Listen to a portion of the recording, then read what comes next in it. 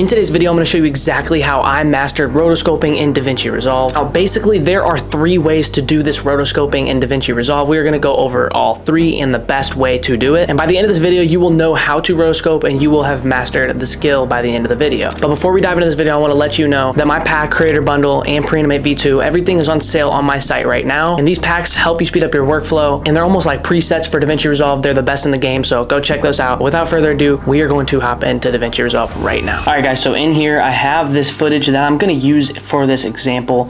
Now, since this footage is a little bit like farther away from my shot, I'm just going to simply zoom this in so I'm able to just kind of really focus on this, and then I'm just going to double click and create a compound clip so that way I don't have to worry about nothing like crazy going on really. But I'm just going to do a 5-second example footage clip, and I'm just going to double click and unlink these footage. There's just the audio, so we don't have to worry about that. But this is a cool simple clip of me just talking. There's 3 ways we could do this. So first, I'm going to go over the free way. So you're going to come and add a corrector, and you're going to add it to your node just like that.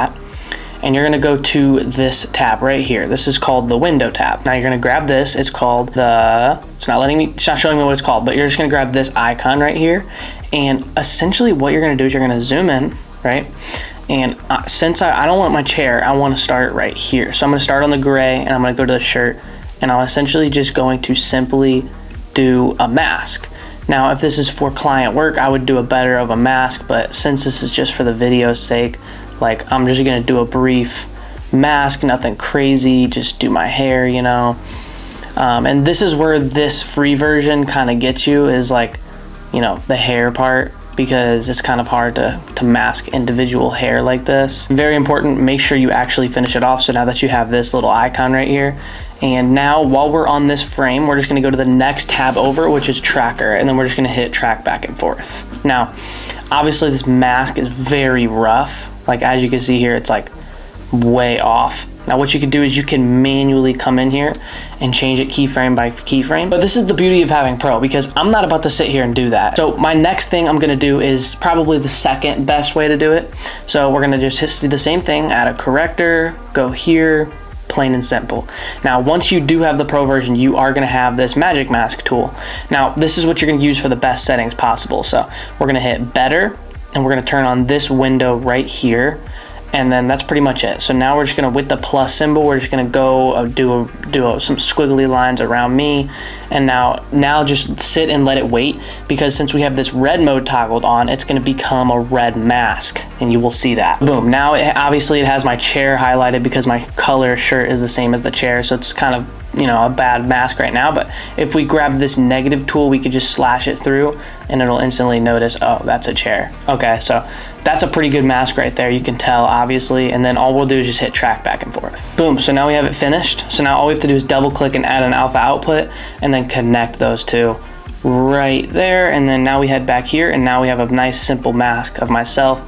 This one is pretty good. You could tell the hair kind of struggles a little bit, but as far as like my body, it did a very good job. So now for this one, we're just going to say an example, like you want to put something behind you. So this is the most advanced version. So we're just going to hold Option and scroll up on this second clip. And on the second clip is what we're going to do. We're going to go to the Fusion page. In the Fusion page, we're going to hit Shift Space and search for a magic mask and just add it in. And then make sure your inspector tab is open. And once again, we're going to go for this better. And then once again, we're going to just draw over. You'll tell that it's a different line this time. It's a more thin line, but we're just gonna do a simple draw over, and then as you can see, it almost like instantly does it because it's a lot more advanced. And then we're just gonna minus this, minus that, and now you can notice that it is very similar, but this one's just more advanced because it is in the Fusion page. So then what we're gonna do is we're gonna come here, we can hit the refine range so we can turn it up.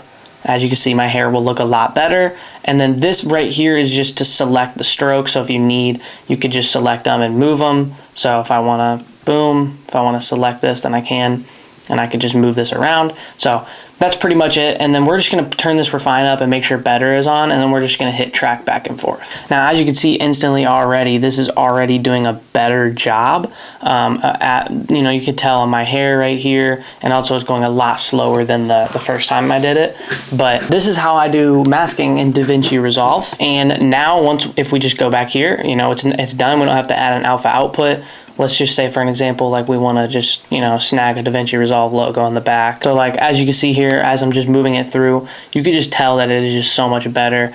So now just the cherry on top, we could just create this as a new compound clip, create it, and then in my effects, just grabbing pre-animate V1 or V2, and as you can see, it just auto animates up for me. And that is also part of the creator bundle and pre-animate V2, first link in the description. But guys, that is going to be it for this video. It was a pretty short video, and now you know all 3 ways to mask it. Now there is another way, and it is by simply, let me just show you guys really quickly. I'll show you guys how this works. And in here, we could just literally come and grab what's called the spline or the polygon tool, and you could just press invert. And now this is just way more advanced than in the color page. So this one you can get really advanced with it, right? Just whatever you want to do. This one you could actually get a good mask out of as well. But this one is just hand masking. So I would have to manually mask it frame by frame. And by doing that, I'll just unclick this check mark right here, and then we can go frame by frame and click it again, and then every time we change it, it'll change with it. And that's how to get like the most accurate mask ever, is doing the polygon tool. If you want to get the most accurate mask ever, is using the polygon tool. That will quite literally take you hours to do, as you could tell. That could be the best version for you, but for the best version for me for doing short form content is just Magic Mask. It just gets the job done, and I'm not doing no crazy visual effects. I'm not doing making movies, whatever it is. But that is going to be the end of this video, and I will catch you guys in the next one.